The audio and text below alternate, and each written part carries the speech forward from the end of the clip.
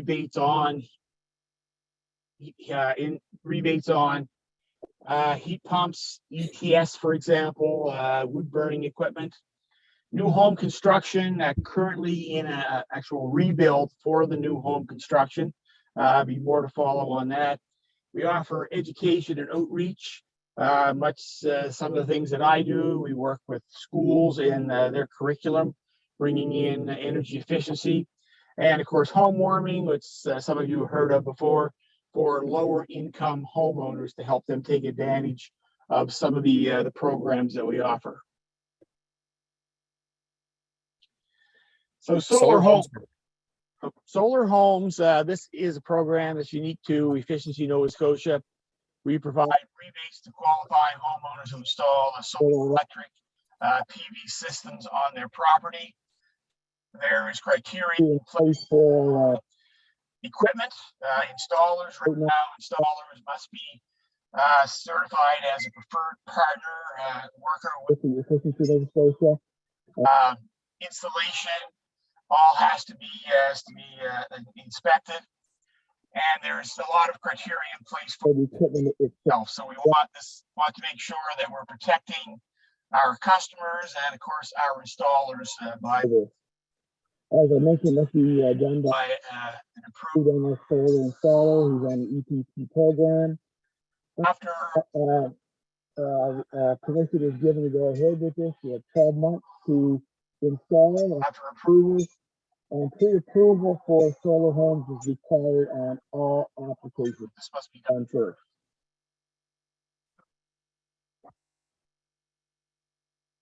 What's eligibility for solar homes? Single homes, various housing types. Basically, it is all single or duplexes. It can be for homes that are metered, on grid through net metering or bi-directional metering, or in some cases off grid. We do allow seasonal homes to take advantage of this program as well. Minimum requirement of 1 kilowatt. And minimum optional production rate is in place. Again, this is just to make sure the homeowner is getting the very best from their investment in solar. The net metering has to be supplied by Nova Scotia Power.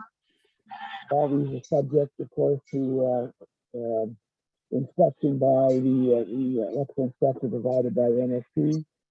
Rebates for our program now is $3,000 or 25% of the total system, and that's based on 30 cents a kilowatt. So maximum rebate up to $3,000, and this would be on the idea 10 kilowatt system that's installed. Perfect. Barry, just one second. We got a little bit of an audio issue on your end. I'm picking that up. I'm just going to mute the chat, and I'm going to unmute yourself, and hopefully that'll clear up some of the latency issues we're having there. Just for an audio test, is my audio cut out as well, or is there the local issue with Barry's connection? I think we're fine. Okay. All right. All right. So I'll talk about the energy assessment. So the energy assessment effectively is the first step that you need to do in order to qualify for anything.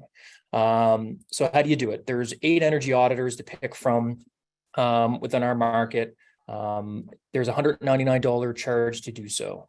Once that's done, that'll qualify you for all of the rebates, associated programs, the Greener Homes program, which we'll get into in a few minutes. But effectively, that would be step 1 to start to apply. That doesn't have to be done before you get quotes. Like, you can do your quotes and your assessments to have an idea of what you're looking for, but this needs to be done. So it's for existing homeowners within Nova Scotia.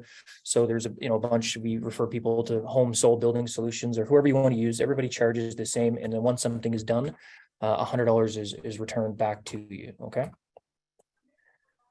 So the Greener Homes, as a lot of people know, is a program that was set up by the federal government in May of 2021, where homeowners can achieve a $5,000 rebate, and that rebate is used to offset clean energy or renewable energy such as solar retrofits in your home.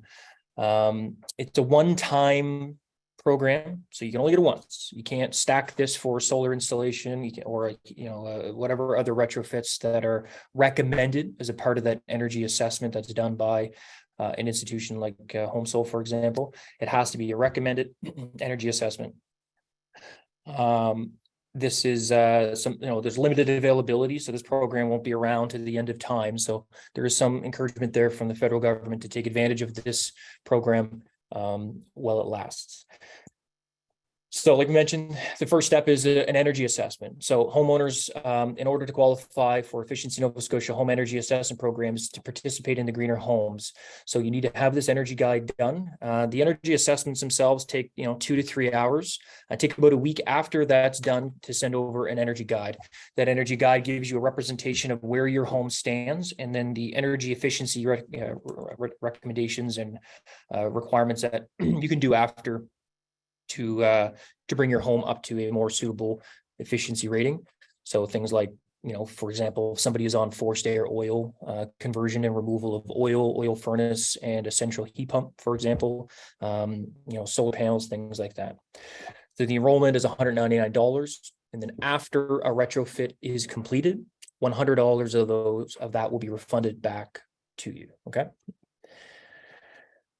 So the energy advisor, so once the energy audit is complete, advisor will produce that report that'll be sent to you typically via email in a PDF.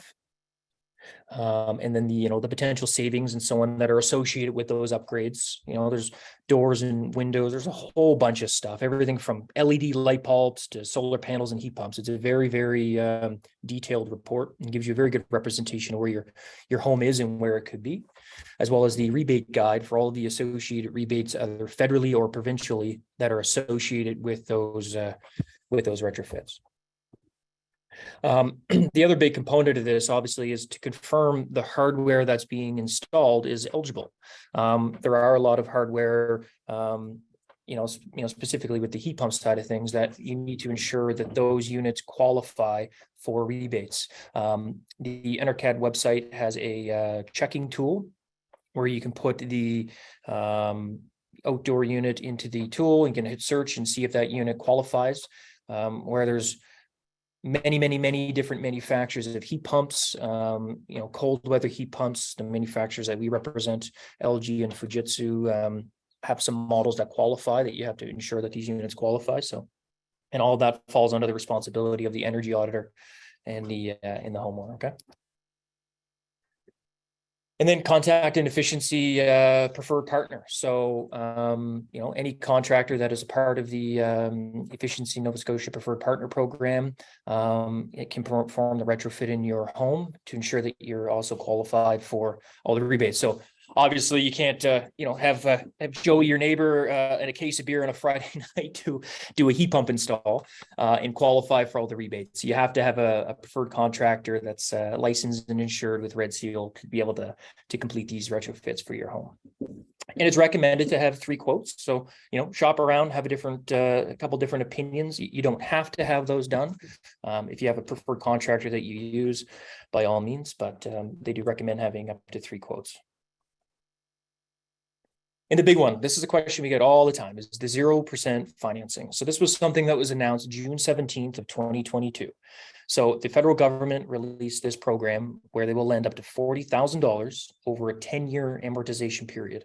This program is underwritten by CMHC, which is the administrative governing body that does mortgage loans in Canada. So it isn't necessarily meant for everyone.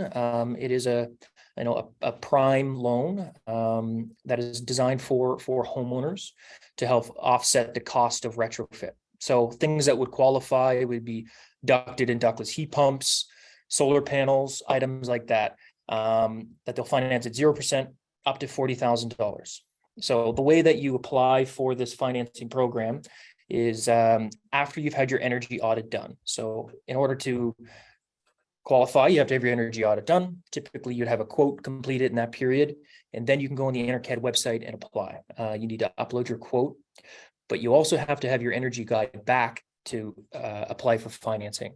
There's a reference number that identifies the recommended energy upgrades that need to be part of your home recommendations that synchronize with your application online. And so the 0% is an unbelievable opportunity for people to, if you're getting off of oil or you want to put solar, whatever your circumstance, or even just some ductless heat pumps, and you're keeping your primary heating source. It doesn't matter what your primary heating source is, but it's a great opportunity for homeowners.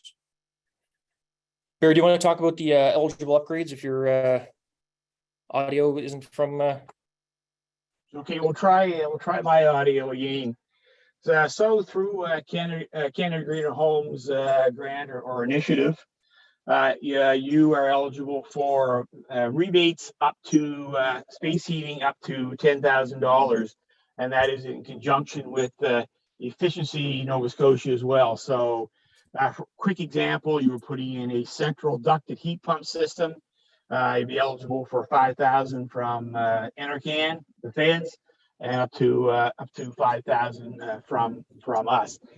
You just want to stress here, as Ryan mentioned earlier, the Enercan Canada Greener Homes is capped at $5,000 one time only. So you have to be very sure of what your end game is when you're taking advantage of these. Insulation, solar PV. As you can see, all the measures, insulation, windows, doors, water heating, they're all we call stackable. You can combine Enercan and Efficiency Nova Scotia's rebates. For solar PV, they are not. It's choice either one or the other. So again, you have to decide really what you want to accomplish.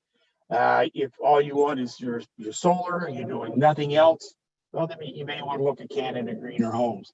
If you're doing a number of upgrades to your home, you may want to sit down and kind of weigh out what you want to do to make sure you get the best bang for your buck. But as you see, there's just about everything covered to make your home more energy efficient, make you more comfortable, and reduce energy costs.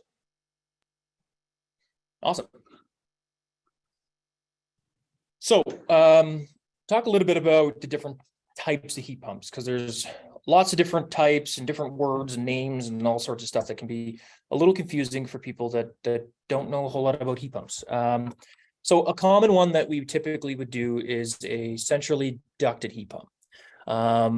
This would be a home, typically in the Dartmouth area, some points in the peninsula, that we're removing either a forced air heat pump or forced air furnace, so oil, natural gas, propane, whatever, and we're tying a ducted heat pump into your existing ductwork. So we remove, for example, oil, so oil furnace, oil hot water tank, and oil tank, incorporate a high efficiency, tri-element electric tank, and then a centrally ducted heat pump. So the common question is, Ryan, where does my primary heating come from? My insurance company says a heat pump isn't primary heating, which, argument's sake, that's their belief. So we incorporate an electric backup into the handler. So the air handler, depending on the square footage of your home and the CFM calculation of your ductwork, will have an electric backup. So this can be anywhere from a 7 kilowatt to a 12 kilowatt, which will provide your home with primary heating, if you will. That being said, the centrally ducted heat pumps operate down into about -26 at about 125% of efficiency. So they're designed for our climate to run at 99.9% of the year, let's say. That will provide heating and cooling throughout the entirety of your house. When we're tying a centrally ducted heat pump into the existing framework of your home, we're tying into the existing framework. So where you're getting airflow and heat and air from vents and rooms and so on in your house is what you'll get now, as well as the added benefit of air conditioning. So everybody asks this question is, I've never been good at math. So the easy explanation is, Ryan, what will I save?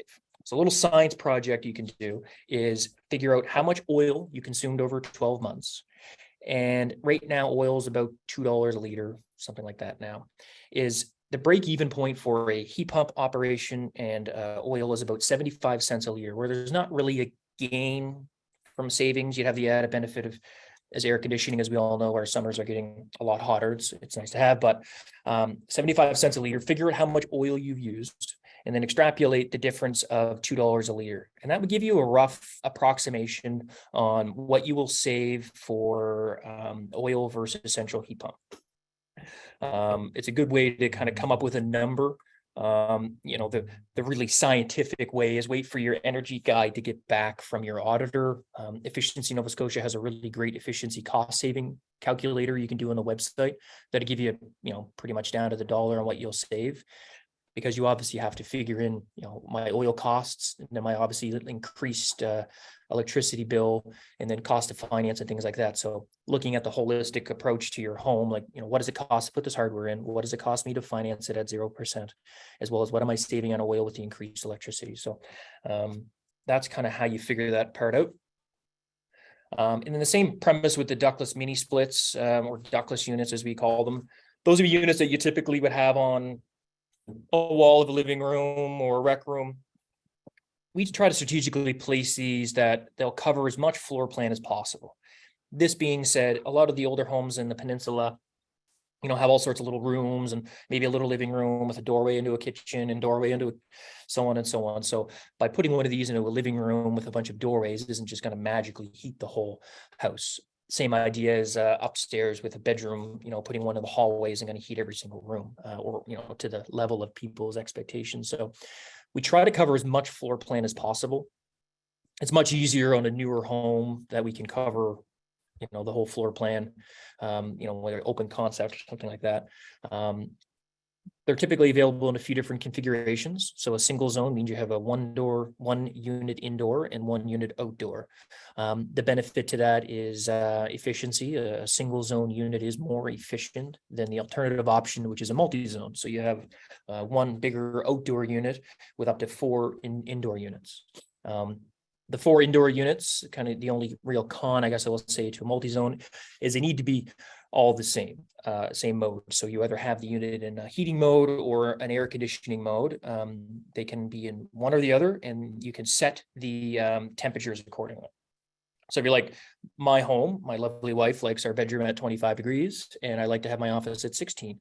So you can set them independently, but you have to have them in the same mode. It allows you to modulate it. So, you couldn't have an air conditioning in the basement and heating upstairs or something like that. So really great way. We do lots of ductless installs. They're available in different BTUs, and that's solely based on the square footage of space. So 12,000 BTUs would be the common install that we would use. That would suffice about 800 square feet of space. And it isn't a more is better situation. It's really square footage. It's not like a barbecue. You put more, you'll heat more, you'll cook more. We got to size these units appropriately. So that would be a ductless option. Barry, did you want to talk a little bit about eligible properties? Because there's some things there with results to multi-units and so on. Sure. Thank you. Thank you, Ryan. So through the Greener Homes program, single family and 2 units or duplexes. So if you're a single detached or duplex, you are eligible for all rebates from Efficiency Nova Scotia and from Canada Greener Homes. If you're a triplex or up, 3, 4, 5, 6 units, you are available for all of Efficiency Nova Scotia's programs. But any more than 3 units, you are not eligible for the federal Greener Home program. So you say if you're in a single or duplex, you're good to go with all the programs.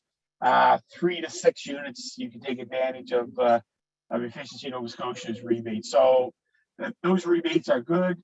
Obviously, the federal add-ons are somewhat more of an enhancement.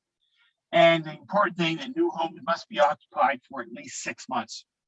So that's from the date of your occupancy permit. Excuse me. So if you move in the 1st of January, we'll say, then you have to wait 6 months before you can apply for any of the rebates. One thing that Ryan mentioned, and it's so important, I just want to reiterate, before you start with you calling for your home energy assessment, you got an idea what you want to do, whether it's solar, heat pumps, start getting those quotes as soon as possible. You don't want to wait until you've got the HEA, the home energy assessment in your hand to start going over quotes, because automatically that can put you 2-3 months behind. So be a little proactive and get rebates for anything that you think there may be a bit of a delay for. Slide. Wonderful.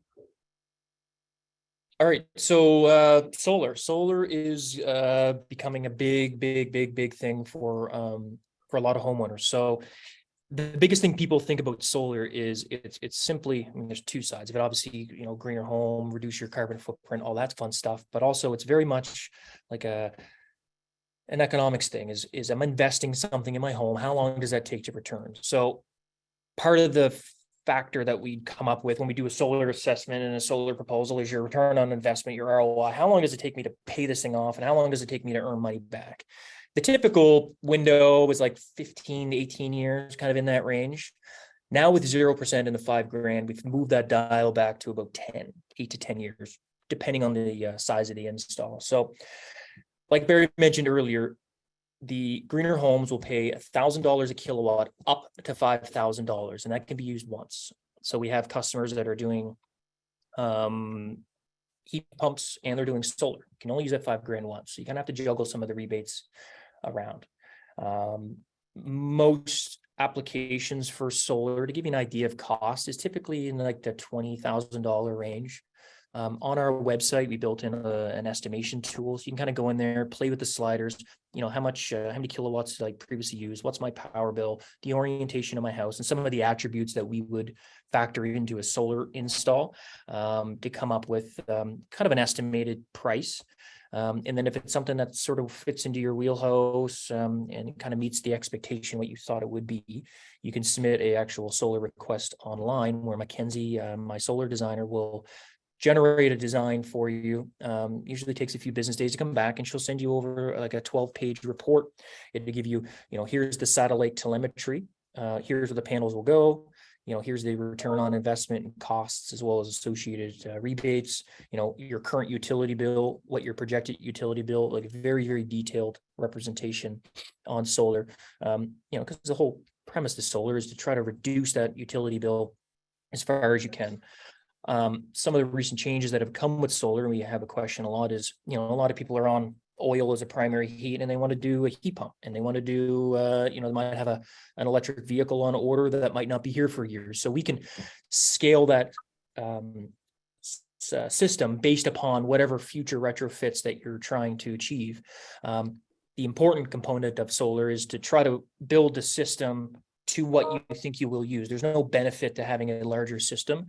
They've changed the way that solar has worked a little bit. So it's great that we can build a system to kind of future-proof what you think you might have. So a little bit about the rebates. Any of the questions you have pertaining to costs and stuff really can be answered right on our webpage. So, and then Barry, did you want to chat about the rebates as Sure, well? Ryan. We'll just give you some examples. I'm a person who I like to work by example. So, for example, a person puts in a 3.5 kilowatt PV system.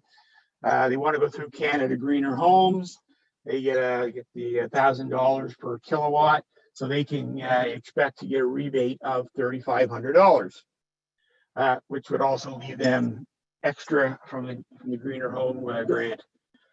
If they put in a 5.5, well, at $1,000, that comes out to $5,500, capped at $5,000. So all they get is the $5,000. And the same, you put in 10 kilowatts, you get $5,000 back. And the third example, and there's all kinds of examples we can make, puts in that 3.5 kilowatt PV and a ductless heat pump. They get the $3,500. Eligible for there. The heat pump rebate's 25, so that totals 6, but again, it is capped at $5,000. So again, the importance of telling the homeowners, our customers, you know, sit down and think about what you really want to accomplish. This bottom example, the customer could have put on, you know, 5,000 or 5 kilowatts of PV at $5,000 back, and gone to efficiency for rebates on their heat pump. And they chase the numbers around, but certainly we should be prepared to kind of help our customers out make some of these decisions, and if necessary, actually chase numbers and tell them what their best bet is. Yeah, that's awesome. It's really important to understand, how do you maximize your rebates, because you don't want to lose out on Exactly. anything, and you don't want to, configure your hardware in the wrong manner. So equipment eligibility, I talked a little bit about this earlier, and I won't go too far in because we could pick up a few minutes here as we ran behind in the beginning, is ensuring that the units, the same premise with solar, that the hardware being installed qualifies, as well as the person who's installing it is a qualified installer. Some of the information is available right online. So really important that all of those boxes are checked. And it's 100% of the responsibility of the homeowner to ensure, because the rebates and associated programs are between the homeowner and the government. So that's the two components of that. There was a question I'll answer. It's a good point. How long does it take the rebates? We advise customers upwards of 6 months. There is like 225,000 files or something like that they were processing. So there is a pipeline. So it'll be a nice little surprise in the mail one day. Might not be in time for the holidays if you're doing an install right now, but it will be a mailed check out to the applicant or whomever is on the invoice that is submitted as well. Okay. Installation criteria. So solar panels mounted on the home or ground mount as long as they're on the customer's property. So we do mostly roof mounts. There are some customers that elect to do ground mounts. Ground mount installs can be quite a bit more complicated, just given the topography of where we live and ground and so on. It's obviously recommended to do a rooftop if we can, and if we can't, we can work around that. And then, we obviously have to consult with the, permitting and all that fun stuff that we do deal with. So if you chose us to do solar or whoever you do, ensure that they do the whole thing, because there's lots of engineering and permitting and all sorts of things that you don't think about until you have to go through the solar process, because it is a long pipeline, but there is a lot of little pieces and details that need to be covered. So. And then Nova Scotia specific requirements, system must be designed and installed by a registered partner. Customers are not permitted to install their own systems. So unfortunately, you can't get some friends together and have a barbecue and install some solar panels on the roof. I'm sure that would make a really funny video, but it unfortunately doesn't qualify. And then, registered solar installers. So there's some available lists right on the efficiency website that you can check out and see who's authorized to do that. Okay. And then documentation is required. So when you receive a quote from somebody, you need the installation company's name, the business address, as well as the HST number, the customer's name clearly outlined, as well as the address that's being installed, the invoice number, date, and then full descriptions of the manufacturer, as well as model numbers and ARHI numbers on the quotation, as well as the total cost plus the HST. So really important that when you're proceeding with someone, whomever it might be, us or another contractor, is that when you are getting quotes, that information is outlined. It just saves having to go back again and go through all of that to get that information. Okay. So Solar Homes continues to offer incentives for customers and projects not enrolled in Greener Homes. So if you're not doing Greener Homes, Solar Homes is also a really great option. I'll send out the information on the Solar Homes website. So it's not to be stacked or combined with other incentives that are available for solar PV in Nova Scotia, and customers must choose to participate in the Greener Homes or Solar Homes. So like Barry alluded to, somebody that's doing I'll just use again a central heat pump conversion as an option, and they want to do solar. So it'd be beneficial for them to use maybe the $5,000 on the heat pump, as well as the provincial rebate, which is $500 per 12,000 BTUs, and up to $3,000 on solar. So the Solar Homes is 30 cents a watt, up to $3,000. So you can get $3,000 on your solar, you can get up to $7,000 on your heat pump, and you can finance at 0%. So you can kind of do a little bit of a column A. So you really got to sit down with maybe your auditor or your contractor to see what's the best way to maximize everything, because you make sure you don't want to lose out on something. And then, obviously the note that the Canada Greener Homes loan is not available to customers who are applying for solar homes. So you got to pick one. You can't get the rebates and 0% and the 5. You can't stack them all together. So you just got to be really cautious on what you're doing and how you're doing that. So you just can't double dip. And then directing customers. So, customers have had the energy audit evaluations. So would, direct them to Efficiency Nova Scotia website for rebate inquiries. If you have any questions, Barry and the team at Efficiency Nova Scotia are there to answer, what can I get? How do I get, all of those things, they are there to do that. And then customers who have not had an energy evaluation. So once again, kind of can't stress how important this is to have the energy audit done before you do installation. It doesn't have to be done before quotes, but it's 100% required to be done before the installation. And then, so who's the greener program for? So existing single family homes, electric and non-electric heated homes currently eligible for rebates on qualified ductless heat pumps, etc. Any heating equipment must qualify for rebates. So it doesn't matter what your primary heat source for is, you will qualify. So switching or supplementing electric heat to wood or pellet stove, centrally ground on-air source heat pumps, and air-to-air water or air-to-water heat pumps, ductless or split system heat pumps that are certified as cold weather units. So on the Fujitsu brand, for example, there's a unit that doesn't have a heater pan and a unit that has a heater pan. So an H and a non-H model. There's about $1,000 price difference between the two. One qualifies for rebates. One doesn't qualify for rebates. So if you're getting quotes and you're kind of comparing them, like one's cheaper than the other, there might be a reason. So just something to kind of watch out for. Okay. So another product that we talk a lot about is ETS. So it's electric thermal storage units. It's this little box here that sort of looks like something from the Jetsons. It's effectively a series of ceramic bricks that are designed to heat up at night in conjunction with time of day metering. So time of day metering is from the hours of 11 p.m. till 7 a.m. You're purchasing energy at 50%, about 50% of the cost as peak. So we have to put 2 of these units in your home, as well as permitting for time of day metering. So these are used to store energy at night off peak and distribute the heat throughout the day when the peak energy charge is being put out. So you're 9 cents a kilowatt at night and you're 16 in the day. Kind of do that rotation. We do a lot of these for people that are looking to do time of day metering. I have time of day metering in my house, so I have it set up that it's almost like a game. I've become a little obsessive about it because it's fun. You can save a lot of money. Most people's dishwashers have a timer, so you set your timer on your dishwasher to come on at 11. Same thing with your laundry. So your dryer is a big one. Anything on a 240 will consume a lot of power. So dryer, washer, you set your timer for all of those things to come on at 11. As well as you have an electric car, that's another huge one. I drive a Tesla, so I have my car come on at 11 o'clock. That saves a huge amount of money. To charge an electric car, to charge my electric car from, almost dead to full would be about $14. So you start cutting that in half, that adds up over time.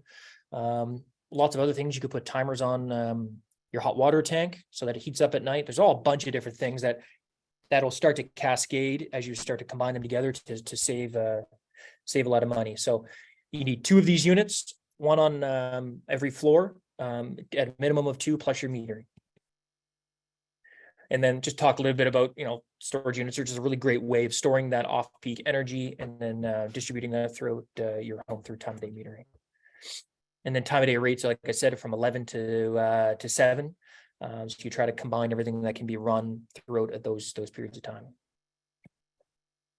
So I want to skip through the last couple of slides because we're 10 to 1. So this would be a point for questions, and I'll direct them.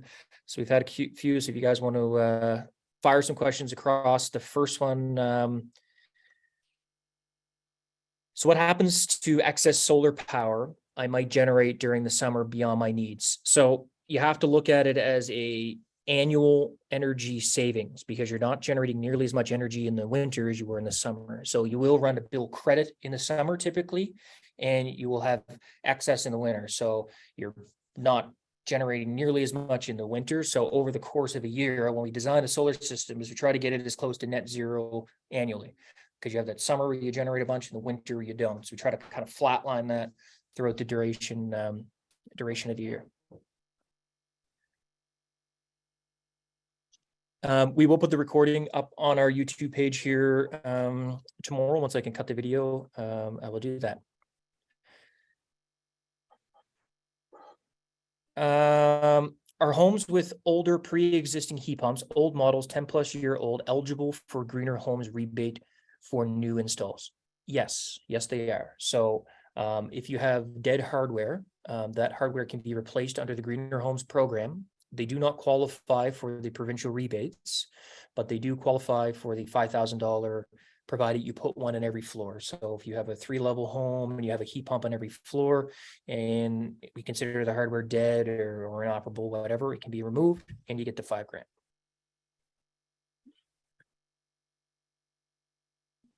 What's the efficiency rating of an ETS versus a heat pump? The honest answer is quite a bit. A heat pump, there's not a specific rating. I can send some information over to you, Lindsay, but you are using effectively what's a fancy electric baseboard for an ETS unit. A heat pump, to give you an idea, a heat pump versus an electric baseboard is going to be about 300% more efficient, because an electric baseboard or an ETS system is an electric coil that's either heating up a radiator or heating up ceramic bricks, where a heat pump is transferring thermal energy. So you're not actually creating heat or extracting it from the atmosphere and throwing it into your house. So there is still, if you have heat pumps, you're still wanting to use that as your primary heating for 99% of the time. You would install ETS units in your home as a backup heat, as well as to get time of day metering.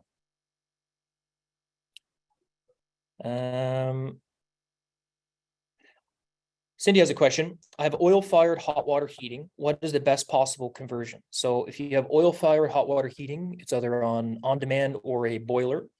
If it's on a boiler, you could just do an electric hot water tank. Doesn't need to be anything too fancy. There seems to be a lot of misconceptions with electric hot water tanks out there, but typically with respect to even heat pump hot water tanks. We have a lot of customers asking about them. We only do those in very rare applications because they're very expensive. To give you an idea, an electric hot water tank installed is around $1,700. The tanks are $800 plus electrical and plumbing and blah blah blah and all that stuff.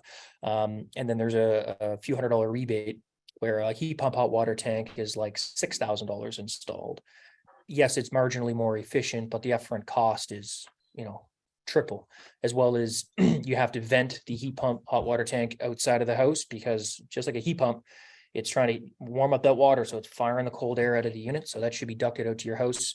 If not, you'll be cooling your basement or wherever that heat pump hot water tank might live. So what brands do you work with for heat pumps? We do Fujitsu and we do LG, and on the commercial side we also do York.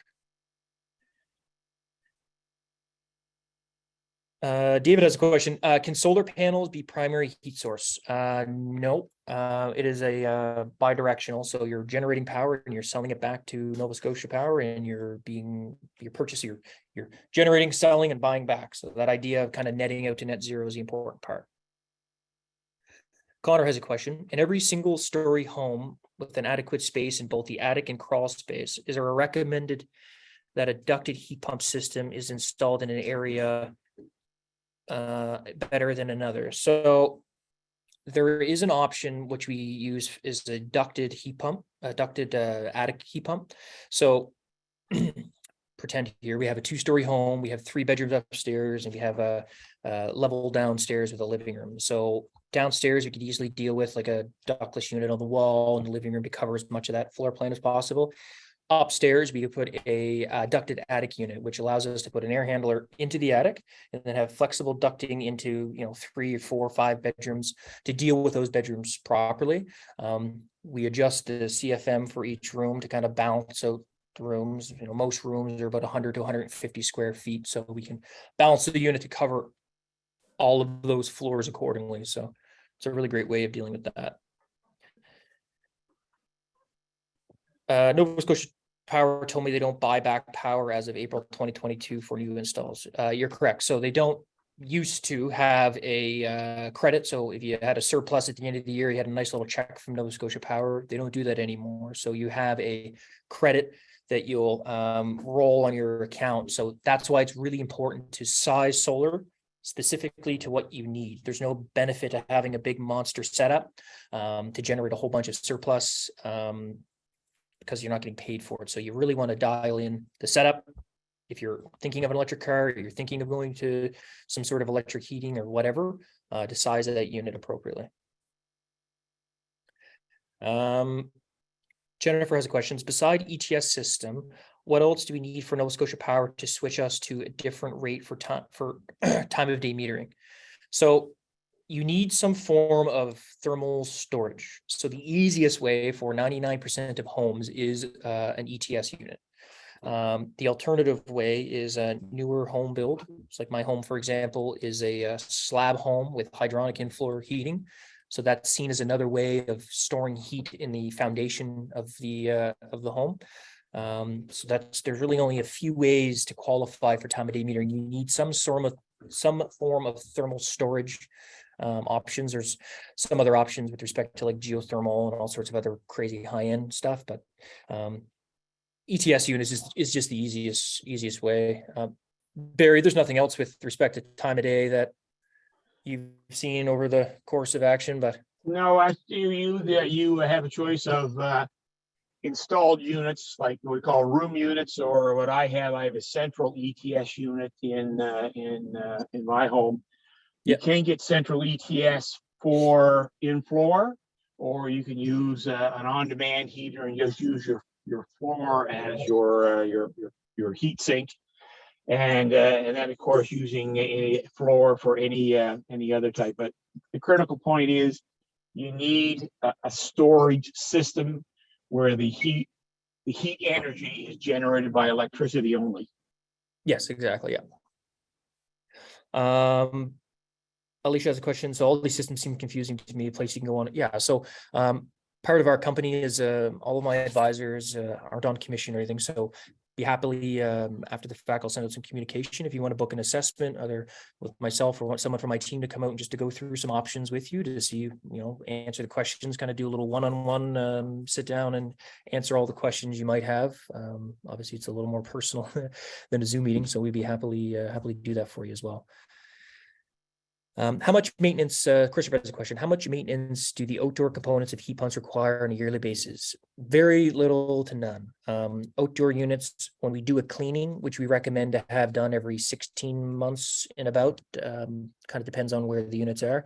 The indoor units need to be nitrogen rinsed and cleaned out so that they don't build up mildew. So on the air conditioning side of a heat pump, they build up condensation, which can build up mildew and subsequently mold and so on.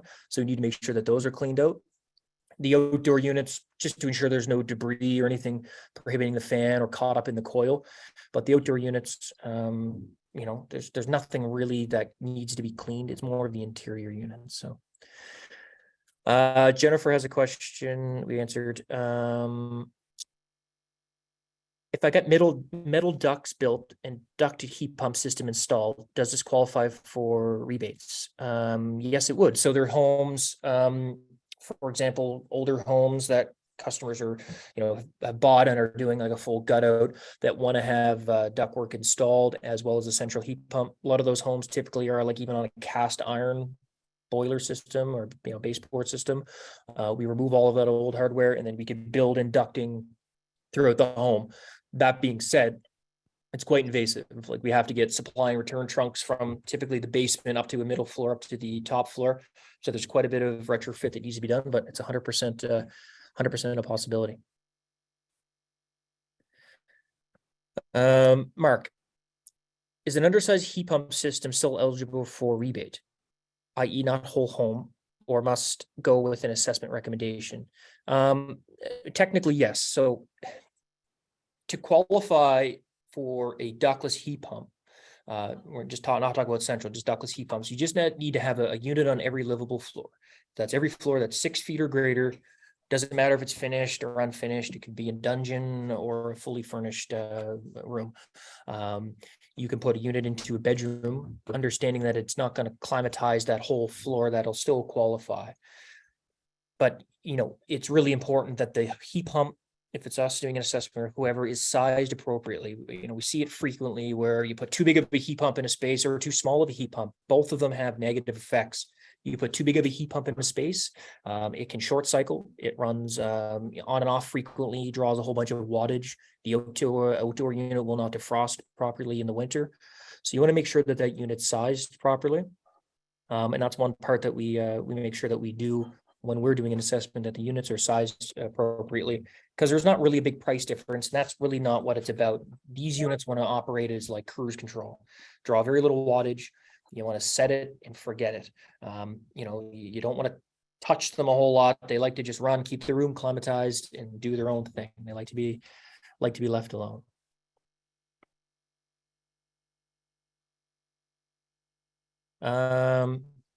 This one will be for you, Barry. Efficiency Nova Scotia website says complete the upgrade of your choice within 12 months of your assessment date. I don't see this 12-month deadline on the Canadian Greener Homes website. Is the 12-month limit still active? What if the renos are spanned over 12 months since the first assessment date? So there is a 12-month window to do any of the upgrades through the home energy assessment. And that's whether it's through Efficiency Nova Scotia or the feds. If you to undertake a project that will be delayed over that 12-month window, I would encourage you to contact us as soon as possible. And just in case you're looking for a window and you're not going to get it within 12 months, just let us know. And there is some leeway to extend that 12-month period. But again, if you go out and start getting quotes on everything, as soon as you decide what you're going to do, that can alleviate a lot of the overrun in the 12 months. So try to book for 12 months. If there is an issue, just let us know. Perfect. That's awesome. It's good information. Nancy, what is the average cost of an ETS system? Each ETS system installed is around $1,700. You need 2 of them. And then permitting and the timer for an electric hot water tank is around $600. How often do heat pumps need to be serviced from Brett? We typically recommend in around 16 months, something like that. So it depends on every home, if you have, it depends on the operation, but that's kind of what we see. So I have my heat pump, my central heat pump, every 12 months. I just had it done actually last week. And I have my heat pump done every November, into November, 1st of December. And just talk about the outside unit. Mostly for that is just a visual inspection that people typically would do by themselves anyway. But I think they should be done. If you're using it 12 months of the year, it should probably be checked every 12 months, and regular filter changes. yes, yeah, there is a filter on the ductless that you can take out and clean out yourself, tap it out and outside or in the sink. And then the central units just have a slip out filter, like a 20 by 20 filter you could take out. Tim has a question. What is the warranty on heat pumps? Are there parts that wear out that need to be considered? Great question. So the 2 brands we deal with, Fujitsu does 12-year parts, 10 years of labor. LG does 10-year parts, 1-year labor with the option to extend. There's obviously a value proposition difference between the 2. The only thing that we see that wears out, there's no wearable consumable items that you have to replace at a given period, but over the course of 8, 9, 10 plus years, you start to see things like, fan bearings and motors and any of those parts, just like a wheel bearing on your car. You drive 150,000 kilometers over the course of 8, 9, 10 years or whatever, those things start to wear and you start to get some sound. A lot of the sound, honestly, is gradual. So part of the heating, the cleaning part of your heating systems is when a technician comes over to hear that, because you might just get used to the interior fan sound making some racket. I did this with my mother the other day. I was over for dinner and I'm like, your heat pump sounds like it's on its last legs. Like, oh, I had no idea, because you just kind of get used to that sound. So that just happens over time as it gradually gets a little bit louder. So another question, what if you only use heat pumps in the winter and it's not used for cooling in the summer? How often should it be cleaned then? Maybe every 2 years, we recommend the cleaning part is half of that. It's also the visual inspection to make sure that, the condensation lines are working appropriately, as well as there's no, noises or anything that can be brought up, when we're there. a cleaner isn't a technician, but the cleaners are trained to kind of pick up on cues as well. So if we need to dispatch a technician to come over, if there's something going on, that's kind of a part of that service as well. Okay, so.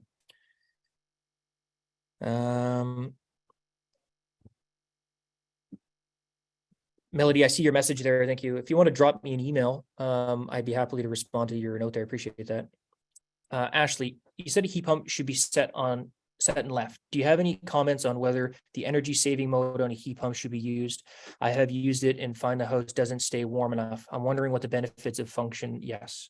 So I would say half of our service calls are relative to all of the different settings and little nuances you can have with these units. We recommend to set it in heating or air conditioning mode, turn the fan on maximum, set your temperature, and leave it alone. That's the most efficient way of operating it. Things like automatic and energy efficient, all these other modes are not really suited well for our climate. If you lived in Arizona or something, I'm sure it would be fine. That's the best way to keep your home warm. As you pointed out, it's not doing what it needs to because it's having some confusion. 3 days ago it was -13, and the day, yesterday it was minus, the temperature swings so much, the unit has a hard time. So set your mode, heat, for example, 20 degrees, fan speed high, set it and leave it alone. Don't turn it down when you go to bed, turn it back up in the morning, set it, forget it, leave it alone. Jason, can you do a second assessment on our home? I got one in 2018 and did some work. There's a lot to be. Yes, you can. If you want to submit a request online, I can have somebody from our team reach out to you. Lindsay has a question. What happens if we make the upgrades, but the Greener Homes grant is used up?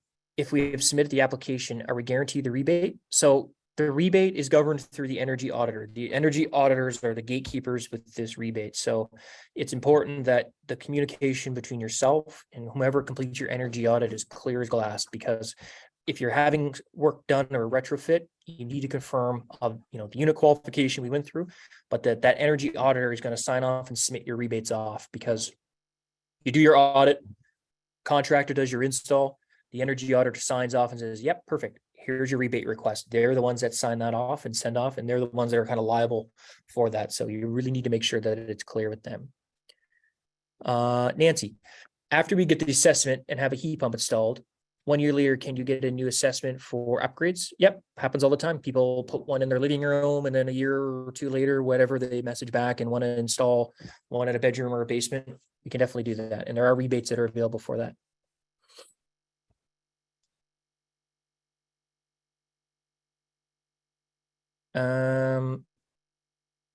How loud is an outdoor unit? This is a question from Christopher. How loud rather is an outdoor component of a heat pump in general? Typically, units operate at about 48 to 52 decibels outdoor at 100% load. That means if you turn the unit on and it's 12 degrees inside your house and you have it set to 20, it's going to try to get there as fast as it can. That's what that decibel rating will be. All of the heat pumps that we sell are variable. So that means that they can operate from 100% to 5% of efficiency and everything in between. So that fan speed will be very modular. It's not on and then off and then on and then off. So you shouldn't see that, high decibel, not really high, but that decibel rating all the time. John, my ductless is 10 years old. Is it worth upgrading? Any rebates available for that? If no one's ever used? Yeah, if the ductless unit is considered inoperable, like if it's not working well or not working as it should, and it's just old hardware and maybe you need to replace some components, the Greener Homes grant will qualify for that. Rob has the question. Is it best to set your ductless heat pump at 20 degrees and leave it as it's opposed to reducing the temperature by 2? Yes. So I think I answered that question. Just set your temperature, leave it alone. I can't stress how important that is from an efficiency perspective, as well as an operational side of things. It's very, very, very, very important to do that. So, Melody, the set it and leave it. We are consistently changing the temperature and function of our heat pump. It'll be too hot, then too cold, and too hot again. I can't find a happy medium. Not sure. I mean, that might be an operational issue with the unit, but it is designed to set it and forget it. So if you're having any issues, maybe reach out and we can send someone over to give you a hand. So Brett, I'm going through the greener homes to do upgrades and go from oil to heat pumps. Do we have to remove the oil tank? If you're removing your oil products, you should remove the oil tank. That's a common thing we'll do, is remove the oil tank, remove whatever. If you want to do ductless heat pumps, you can still keep your oil baseboard or oil furnace as your primary heat. You don't have to remove it if you don't want to, but there's benefits and advantages to other stuff. So Sean, thanks for the information on greener homes, 0%. Any other questions, let us know. Drop me an email or inquire online. We can get somebody else to give you a hand. Kelly has a question. I live in a baby split, 750 square feet up and down. What's the best heat pump mini split option for my home and a rough price? Also, what rebates should I expect back? So if you're a 2-level home, you do only have to install 2 units. That would qualify you for a $2,500 rebate. So the greener homes is up to $5,000. For 2 units, it's $2,500. And then provincially, they'll give you $300 per 12,000 BTUs. So, 2,500 plus 3,600. So say you're like $3,100 roughly. 750 square feet. Typically, we would install a 12,000 BTU unit, typically in that range. That would be enough to supply the correct amount of heating. Kind of depends on the layout of the floor plan and so on, but that's the rough idea. And then as well as you qualify for the rebates, which in turn you qualify for the greener homes 0% as well. Okay. Kathy has a question. If doing a second set of upgrades after 12 months, do we need both second audit and second energy audit follow-up to confirm upgrades? I think you answered that, Barry. Just if 12 months is relative to the audit window. Yes. Yeah, so you can call efficiency and Barry's team to get an extension. Chris, I have oil baseboards. I like the quality heat. Can I easily switch from heat pumps to furnace? Yeah, you can keep your baseboards as your primary heat and use the heat pumps as a secondary heating source, kind of however you want to use them, of course, definitely. Alan, you'll be covering new oil to heat affordability. Not yet, no. We haven't received the exact clarification on what that program is, even from efficiency side. Barry and I chatted about that before the webinar. We don't have any comments on that yet, and there's been nothing, some directive from your team yet, Barry, I think, right? That's sort of what the... That's correct. We're waiting for more on that. And Ryan, I have to be in Kentville in an hour, so I'm going to sign off. Appreciate it. Right now, we're getting on to a quarter after. I've got an appointment in Kentville, so I have to sign off. Thanks for putting this on, for hosting this, Ryan. Great. Any questions left over?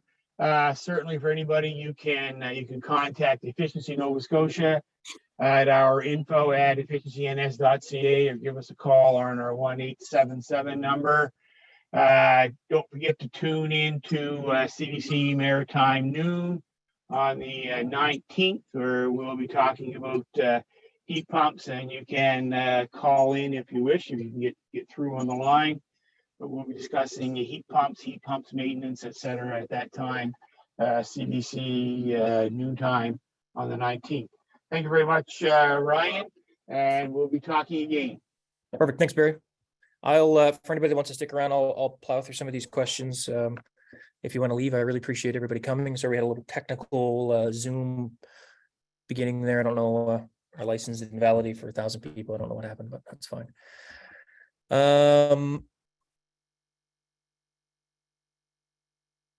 What is the annual year for net zero, or can we decide to start the end of, so it's annual, so December 31st, January 1st. That's effectively how we do the calculation on the solar side. I'm sure I forgot somebody.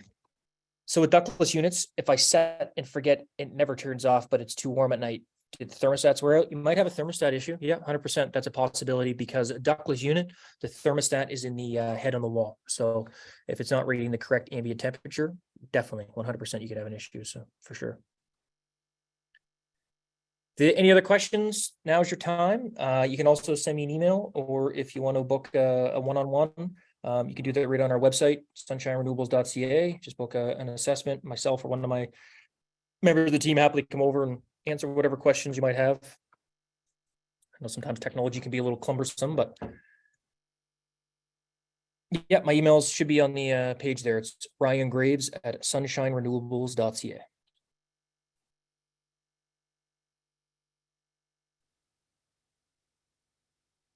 Not a problem. Not a problem.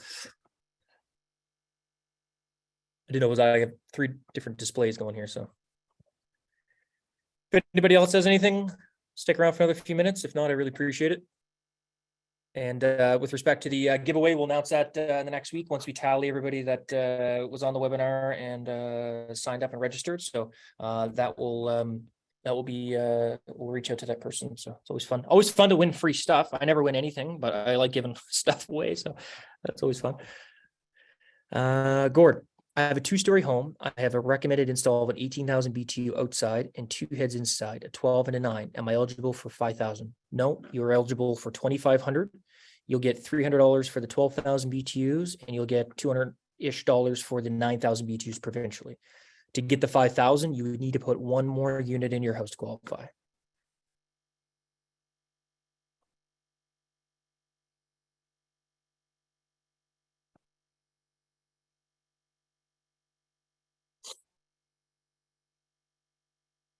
Yeah, it's important to have a unit on every floor. 2-story home, you can just do 2. 3-story home, you have to do 3, so you'd only get the $5,000. So it's kind of one of those, because you have to provide whole home heating, and this program is very much a red light, green light. So it's all or nothing. You can't just do half type thing. So perfect. Everybody has my email. If you have any other questions, now's the time. If not, you can drop me an email. I feel like there should be some elevator music in the background. I could start singing, but I'm sure everybody would leave. So, Philip, I need 4 heads in my house. My house is 2 compressors better than 4 systems. 2 compressors is more economically feasible up front. 4 individual units is more efficient, gives you the ability to modulate the modes however you want, but more expensive. So it's kind of like one of those little yin yang type approaches. We can kind of explain that maybe with an assessment, just give you some options what would work best. Gord, 2-story home with a head on each floor. Yes, you have to have a head on each floor. 2 stories, 2 interior heads is $2,500. No, you can go. A head on every floor. Does that include basements? Yes. If it's 6 foot or greater, you have to put one down. That doesn't, if it's Frodo's dungeon and it's a basement and it's, like a medieval cave, doesn't matter. Or if it's a fully finished basement, if it's 6 feet or greater, you have to put a unit down there to qualify. We deal with that a lot on the peninsula, older homes that have like unfinished cellar type basements. The argument there is, if you heat the floor below, you will have that thermal transfer to the floor above. So it isn't, it isn't a waste, but yeah, I do understand that it's not a floor you might live on. You might just store your wine bottles or something, right? So.